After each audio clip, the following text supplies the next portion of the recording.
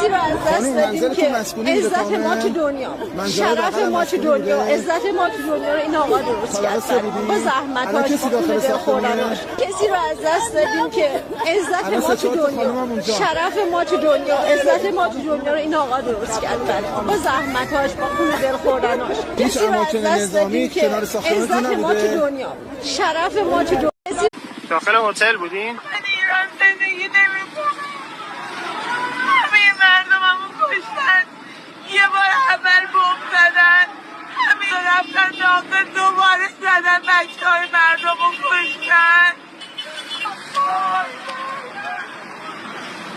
باید جوونام بوده، باید جوونام. داخل هتل بود. از صدا مشخصه دیگه، پدرمون از دست دادیم، پدر مملکتمون رفته. گریه هم برای روزای اوله، الان دیگه گریه به کارمون نمیاد، فقط انتقام میخوان. هر لحظه خبر چک میکنم که ببینم بچهای آقا دارن چی کار میکنن. همین اگه مجدد اونا پیشنهاد مذاکره بدن نظر تو چیه؟ من اینجام که مذاکره نکنیم دیگه، صدای من گرفته که مذاکره نکنه. اگه میخواستم مذاکره کنم که میشستم تو خونم دیگه. نه من اینجام که مذاکره کل 40 روزا اینجام که مذاکره نشه، مذاکره بشه که اصلا دیگه فایده نداره. خونه آقام هدر شده، الکیه مگه؟